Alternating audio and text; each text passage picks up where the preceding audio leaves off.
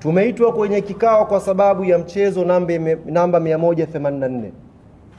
Mchezo huu ulihairishwa Machi 8, umepangiwa tarehe 15.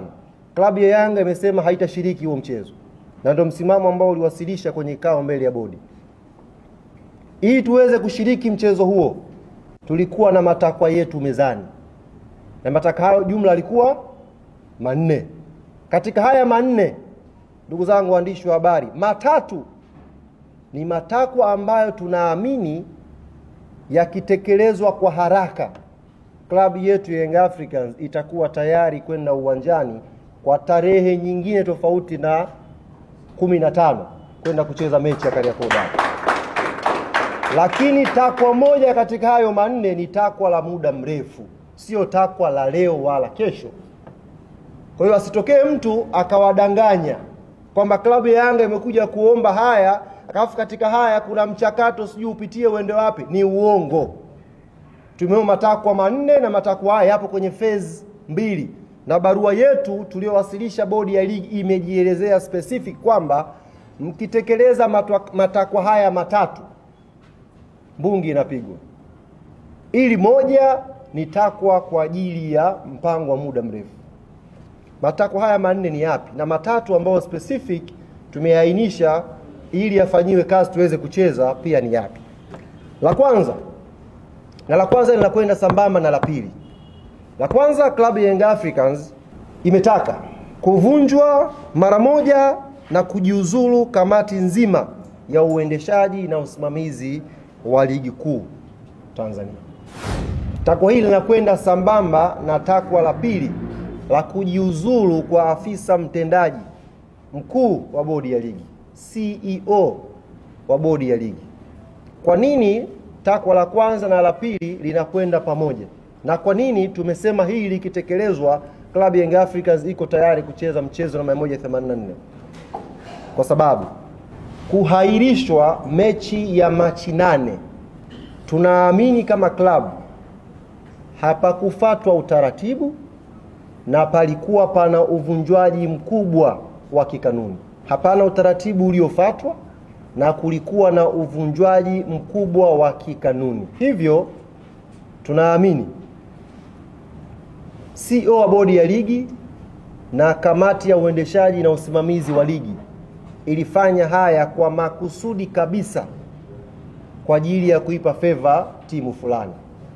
Sasa basi, kwa sababu watu hawa wamevunja kwa makusudi kwa ajili ya kuweka upendeleo kwa baadhi ya timu kanuni na kuhairisha mchezo wa Machi 8, Club Young Africans haitakuwa tayari kushiriki mechi hii ya 134 namba 84 kama kamati nzima ya uendeshaji na usimamizi wa bodi haitajiuzulu au kuvunjwa na afisa mtendaji mkuu pia na yeye kuondoka. Jambo la 3 ilikuwa ni kujiuzulu kwa katibu mkuu wa TFF, ndugu Wilfred Kidao. Kwa nini uongozi wa klabu ya Young Africans umeweka hili kama takwa? Ndugu zangu waandishi wa habari, hiki kilio mmekuwa mkikisikia sana. Na sio ukisikia, mmekuwa mkikiona. Kumekuwa na maamuzi ya hovyo, maamuzi mabovu kwenye michezo ya ligi kuu Tanzania msimu huu. Waamuzi wamekuwa wakifanya maamuzi ya hovyo sana. Lakini kwa bahati mbaya, waamuzi hawa wamekuwa wakijirudia kwenye mechi na hawachukuliwi hatua yoyote licha ya kufanya madudu kwenye baadhi ya mechi.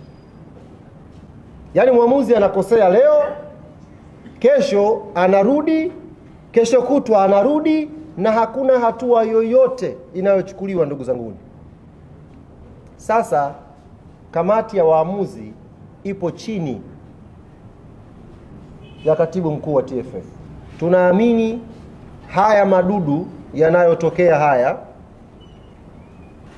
kuto kuchukuliwa hatua kwa waamuzi kwa wanaoyafanya, kuna influence yake. Hivyo na sisi hatutakuwa tayari kucheza hiyo mechi ya namba 184 kama katibu mkuu wa TFF hatakuwa amejiuzuru. hatutakuwa tayari kupeleka mechi pale the same referees kwenye chombo kile kile, mtu yule yule, na tukapeleka timu. There is no way hilo ikatokea. Na hii nimeisema specific mpate kuielewa. Katibu mkuu wa TFF, kamati ya waamuzi ina ripoti kwake, na madudu yote ambayo yanapigiwa kelele na klabu ya Young Africans imeainisha kwenye ripoti yake mbele ya bodi ya ligi. Kila kosa la waamuzi tumeliainisha mbele ya bodi ya ligi. Na makosa haya, masikitiko yetu ni kwamba watu hawachukuliwi hatua licha ya kukosea. Wanarudi tu. Yaani wanarudi. Mtu anakosea leo, anapangiwa mechi Jumatano. Jumatano anakosea, anapangiwa mechi Jumamosi. Repetition hii, uongozi wa klabu ya Young Africans hauoni kama katibu mkuu wa TFF anastahili kuendelea kwenye nafasi yake, kwa sababu